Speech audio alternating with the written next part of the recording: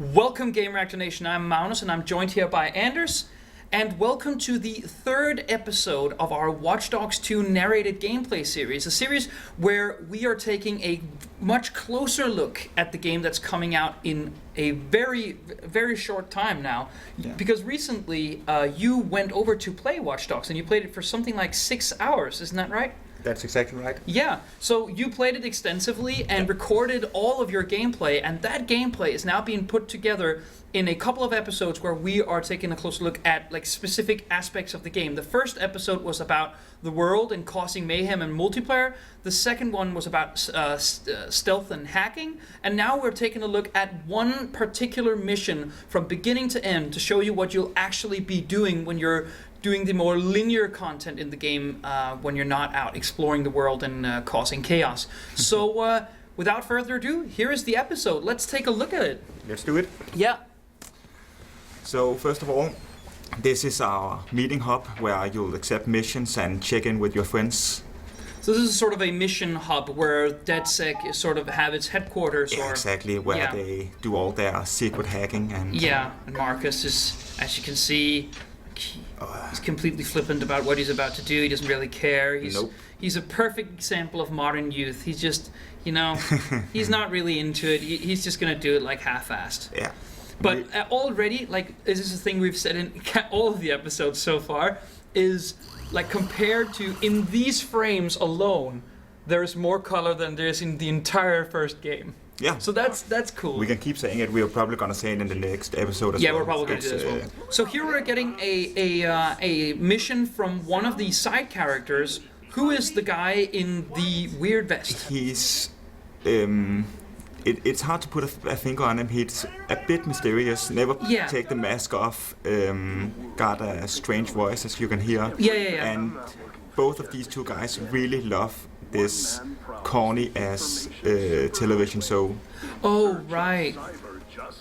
So they're both part of this DeadSec like hacking community, whereas he seems to me like he's a bit more extreme in that regard, like an extreme member. Isn't it something like that Marcus sort of he is a very good hacker and but he sort of stumbles into this DeadSec thing? You will learn how you meet them in the first mission of the game. Okay. I was not allowed to film that part, but I played it. I played it earlier. Yeah. Okay. So in the beginning of the game, you're not part of DeadSec. They recruit you after about half an hour or something. Okay. Yeah. So this is the I always love like games that sort of makes caricatures of TV shows and stuff like that. So also, if you recognize that car, this is a car that we've driven in before. Like we drove it shortly in the ending. Of the second episode. Of the second episode, exactly. And now we're gonna see my whole playthrough of the mission. Yeah. So these are all, by the way, side characters who are part of this hacking community. Everyone's got a specialty in some aspect of hacking. Oh, right, okay. I can't remember what they all do, but they all play a specific part in your story. So one question that I have like at the front is, Marcus is wearing like a specific outfit now. Is it possible to change his outfit over the course of the game? It's funny you ask. In the beginning of the game, you find yourself in a position where you are only wearing your underpants and a sweatshirt. So you get the mission to change your clothes. So what you see him wearing, that's what I chose to wear. Oh, okay. So, but there is actually a choice involved here. You just go to a clothing shop somewhere in San Francisco and just change your clothes to whatever you want to wear. So what this is actually is a sort of example of how DeadSec takes like something part of popular culture and makes sort of a hacking almost caricature of it. So why does DeadSec hate the Cyberdriver TV series? See, it's not that sure. They really love it, but maybe it's because it's popular or they want to. That wasn't. That's what's never clear to me. But it's a fun mission nonetheless. So. Yeah. There's a 3D printer. Yeah. This is where you can make exactly. That's pretty cool. Again, like things that make sense for the plot. Yeah, so that's a lot cool. of stuff is locked in the beginning of the game, but as you progress through the story, a lot of stuff will open up, and you can 3D print. Yeah. So that's nice. Yeah. So now you're being asked to drive to the HMP Studios, Yep. where you are going to complete the mission. I saw that there was like 1,342 meters or something like that. So that maybe gives a bit of an idea of the scale of the world. Yep. Does it seem? I think I read somewhere that the world is several times bigger than Chicago was. Does it feel large as you progress through it? Or Yeah, it feels really large, but also distinct. Every area is completely different from the next, so it's easier to find your way around the city because every area feels so different from the next. That's also something we're seeing more and more, like these distinct areas of the city. Like recent example, of course, being Mafia, that they're districts that they feel. Exactly. But I do think that that's a pretty smart way of doing things. That you feel like you're going through a city that's changing. Yeah, I played a lot of Infamous back in the day, and all the 3 different city districts looked exactly like each other. Yeah, that's the thing. It's hard to find your way around the city when you don't know if you're in city 1 or 2 or 3. And it's just not that exciting either. Is that like a city's district does look different. Yeah, it's also fun to discover a new part of the city that looks completely different from what you also just saw. One thing that I'm noticing here, that despite the fact that Watch Dogs 1, of course, also was on PS4 and Xbox One, one of the prime titles that sort of sold the new hardware, is that it seems like there's a lot of more life on the street. Yeah. There's a lot of more details on the foliage and all that stuff. There just seems to be like what they've gone for more here is that they have established the mechanics in the first game. Yeah. So now it's all about giving the series personality, and that's funny enough to go back to your original preview was that's exactly what happened after Assassin's Creed 1. Yeah. We have the structure, we have the mechanics, we know what we want to do. Now it's about finding a personality and identity. So this really seems more akin to that. Yeah, exactly. Which is great. Like, this is what we wanted. That was what I wrote in my original sort of Watch Dogs review, was that everything here, the foundations laid here, is so cool. It just lacks that bit of spice, that bit of zest, that makes it feel distinct more so than it's just this is Assassin's Creed with hacking. That's. I couldn't agree more. This game got what the last game was missing. It got that life, that secret ingredients. And now I need to break in to steal the movie script. I think I need the script to figure out where they keep the car, because I want to steal the car for myself. Oh, right. So we saw a snippet of that gameplay in the second. But now we're seeing the entire mission from start to finish. And now this is the set of the movie. Now I'm scouting the area in my RC Again, car. we've already touched upon this detective vision almost. Yeah. I think at least visually it makes sense. Yeah. So this little car, by the way, can control vehicles as well? Yeah, it's the drone that can't, but the car can. The car is more an extension of you, yeah? Yeah. Some parts you need Marcus to hack. But it's more capable than the drone. Yeah. I wish. But you can also, with the drone you can set. Oh no, not the drone, but with the car you can set traps, and you can still sort of almost take down an entire room with the car, right? Actually, the drone is also able to set traps. You can drop bombs that you can then explode later. So the drone is also plenty capable on its own. But but the car is definitely a good thing to put in first. Yeah. So now Marcus is going in on his own, and you've scouted ahead with the car. Yep. So is this? I'm not sure you know this, or we've touched upon this already. Is this considered a main mission, or is this a side mission? I think this is a main mission. Main mission, okay. But I'm not entirely certain. No. So but did you play? Take it with a grain of salt. Can you give us some examples on stuff that is most definitely side missions? Like, what is there to do apart from being in this world? Because there's multiplayer elements, and that's great. Yeah. And there is there's these main missions, of course. But as far as I can understand, maybe you can touch upon this quick, is that there is no sort of main mission structure as there was in the first game. You can do all of this in the Yeah. in the same tempo as you choose. Yeah. In classic Ubisoft fashion, I died. Oh, but good. in classic Ubisoft fashion, the map is overflowing with things to do. You can participate in motorbike races. You can participate in drone races. Yeah. Oh, nice. And there are smaller missions around the map that you just stumble your way into. So definitely, there's a lot of side mission. You're not gonna have a hard time finding stuff to do. Let's just put it there.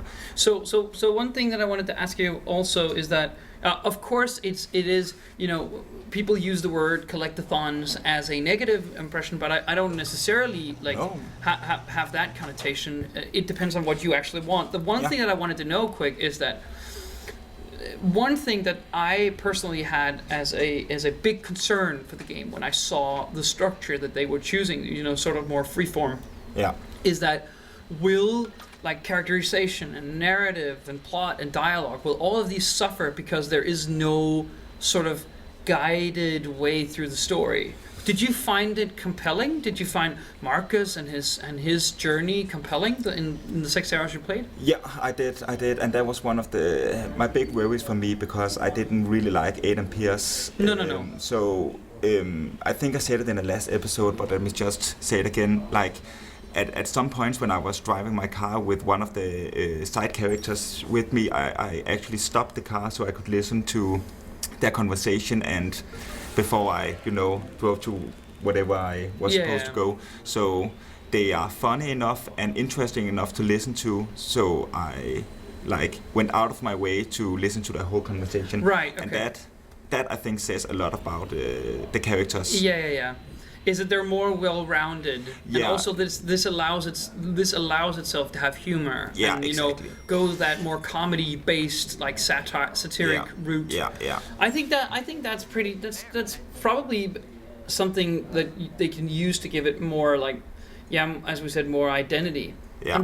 I'm hoping that Marcus from start to finish, because undergoes grows and there's stuff happens to him that's interesting, because the one thing that could become problematic to me is that if there's no structure, there's no development.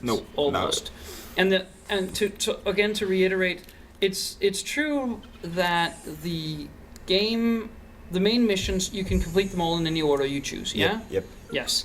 And the game is mostly about gaining followers, correct? Yep. That's the XP of this game. Yeah. The more followers you got. So what can you maybe help us a bit?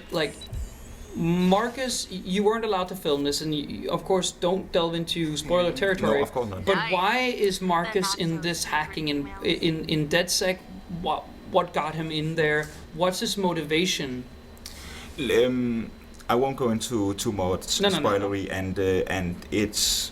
I don't know that much because I only played the first 4 hours and then 2 hours, 20 hours into the game. But what I can say is that the first mission is more of a DeadSec is trying him out. They're testing him, seeing how good he is. So how or why he became a hacker, I don't know. I hope the story exploit this part. In the beginning, he wants to be part of DeadSec, but he is not part of it.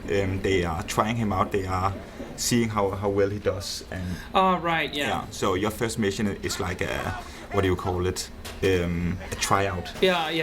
Trials or Exactly. Okay, so now my RC car was exploded, and now I'm going in on foot. I got one of the files. Now I need the other one. Yeah.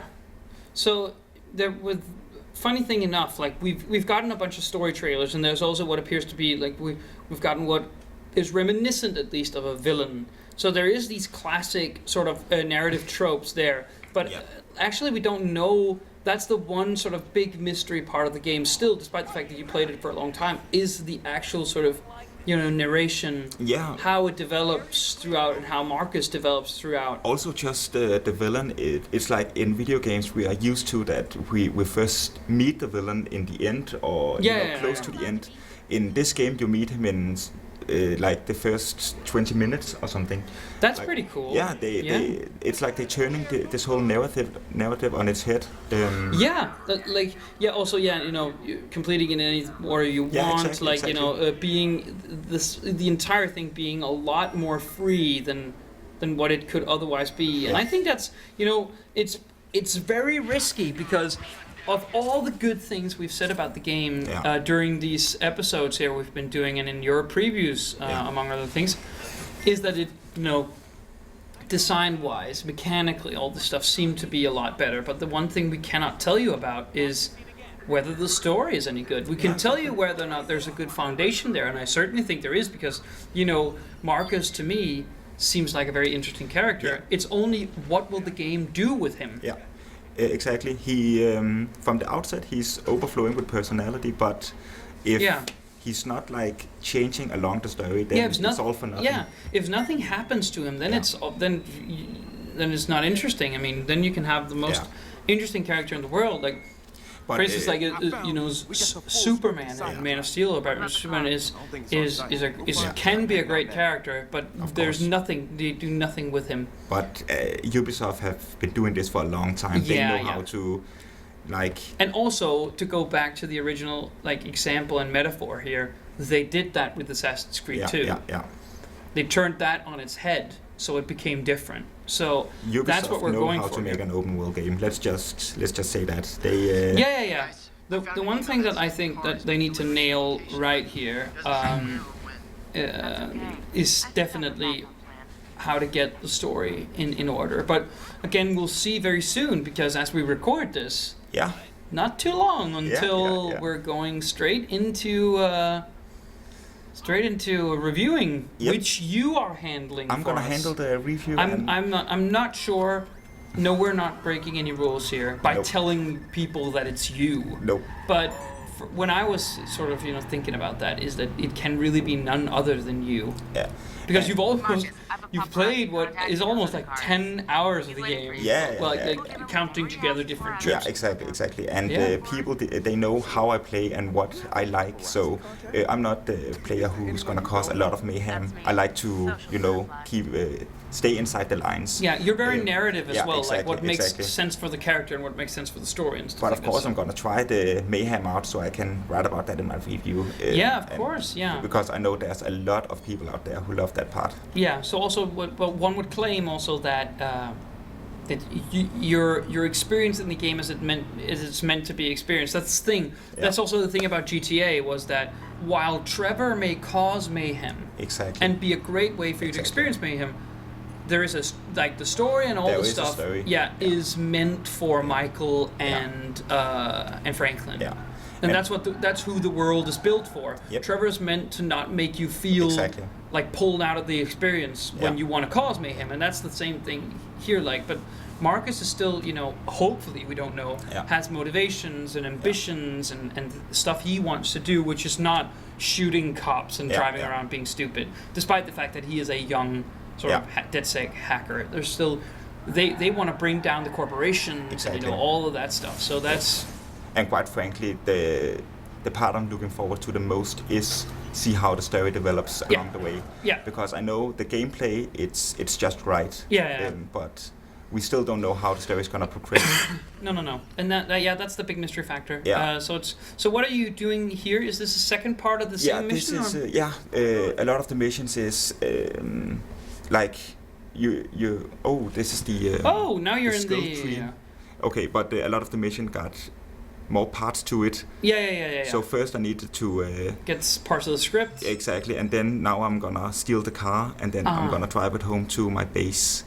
So this is also like a quick look at what the upgrade wheel is like. So that seems pretty cool. Yeah.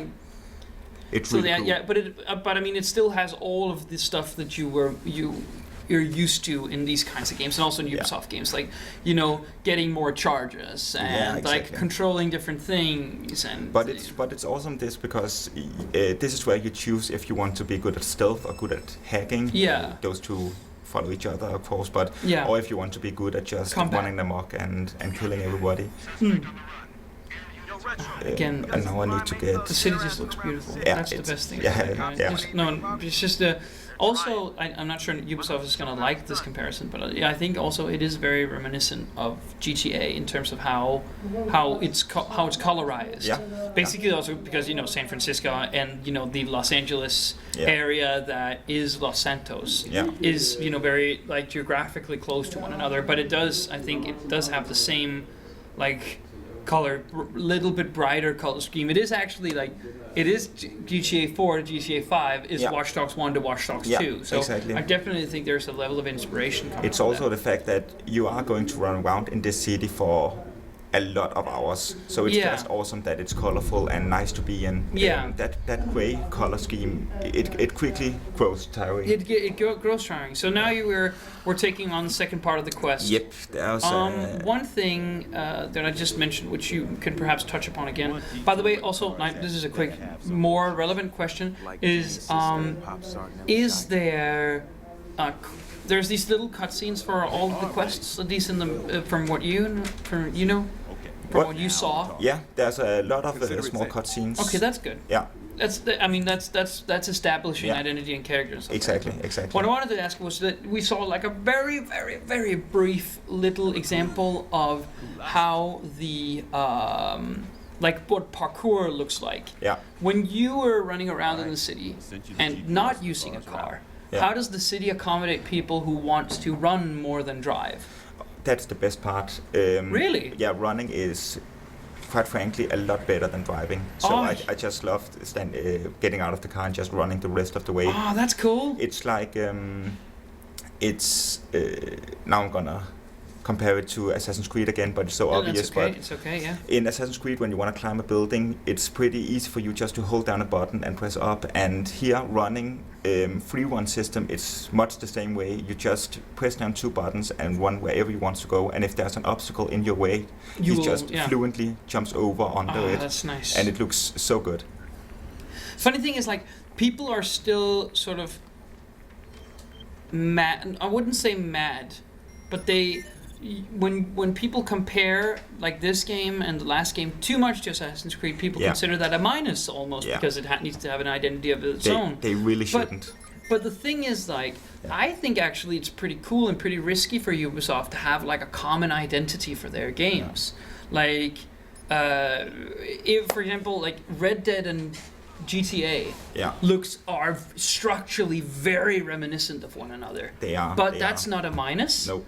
That's taking some mechanics and some structures that work and something that people are familiar with and then putting it into a new context. Also just perfecting what they got and keep making it better for every game. Yeah, I think that's what sequels at least and also what's building about a studio identity is all about. And if we're talking about Ubisoft, it's also important to mention that not all of the game uses this formula.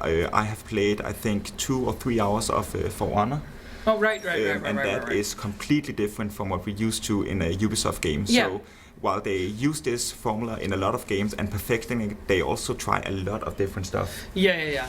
And also the thing is, like, you take chances where it matters. Yeah. Because these are games that also like wants to make money, and even the most artsy studio like makes games that looks like the one before it. For example, like as much as you don't want to admit it, like Flow and Flower from that game company are reminiscent of one another, combining different and also I went not too long ago. I went over to play The Last Guardian for an extended amount of time, and that game feels very much like Shadow of the Colossus to play. So even though that these games are reminiscent of one another, I don't think that has to be interpreted as something negative. No. I actually like that. I mean, just see with Inside and Limbo. Inside and Limbo, like two games that are critically like lauded and loved for, but they are very similar to one another. And that's just because like a studio like Playdead wants an identity. They want we do these games, and I think Ubisoft is becoming increasingly very good at recognizing this fact. So, for example, taking Ghost Recon Wildlands, it's a game that in some respects looked like a classic third-person combat-based open world game, but in some other respects take a lot of chances, with the cooperative elements and the how you interact with the world and how you systematically take down a cartel. That's the kind of stuff. Yeah. Exactly. So I think that's where it matters. Yeah. So and that's the same thing, to Watch Dogs 1 to Watch Dogs 2, you add the color. Yeah. You add the personality. Yeah. You add the drone and the car, and you take chances where where players will be saying, okay, I didn't have this in the first game, but I'm glad I have it now. Exactly. So that's cool. They really know how to play to their own strength, and that is something to applaud. Yeah, and I also think that that's something that none of the other major publishers has figured out how to do yet. I think EA is probably getting there. They were trying really hard with DICE, for example, is that Battlefront and Battlefield 1 has some structural similarities in the way that they sort of feel and work. Yeah.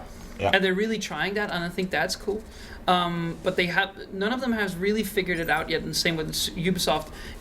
Funny thing is that you played Steep. Yep. And Steep has nothing to do with Watch Dogs or Assassin's Creed, but you can feel that they're coming from the same place. Yeah. And I think that is a really cool sense of direction that you're taking. And this is a company we're talking about with I don't know how many thousands of employees, but it's actually a fun story with Steep because the studio making Steep have for a long time helped a lot of the other Ubisoft studios reaching their vision. And the Steep guy was working with, or they were working on Ghost Recon Wildlands. And then in Ghost Recon you got all these mountains and great environments, and they just thought instead of riding a motorcycle down this mountain, why not a snowboard? And then we started creating this primitive, I guess, demo, and showed it to their bosses, and then they that's so agreed. Cool. Yeah. So it's a great story. Yeah, exactly. So there's this advantage in a lot of different studios helping each other because they can each manage to reach their own vision. Yeah. And also, I don't have any confirmation from Ubisoft on this, but it would make sense that some of the real modern world elements of some of the old Assassin's Creed games was what ultimately inspired them to make the first Watch Dogs. Yep. Was that we can make because really Aiden Pierce is what a modern assassin would be, using the internet and technology to his advantage. Yep. So I love the story about the same thing with Watch Dogs to Assassin's Creed and the guys from Steep making another Ubisoft game and then pitching the idea for a new one. Exactly. Is really cool. And so right now we are back to what we're looking at here. Yeah. We've showed, again, to reiterate, we've shown you some of this board. This is just so we can show it, I think, in tandem with one another. Yeah. So you are escaping with the Cyberdriver car. I stole the car and I'm escaping from the police. And right now,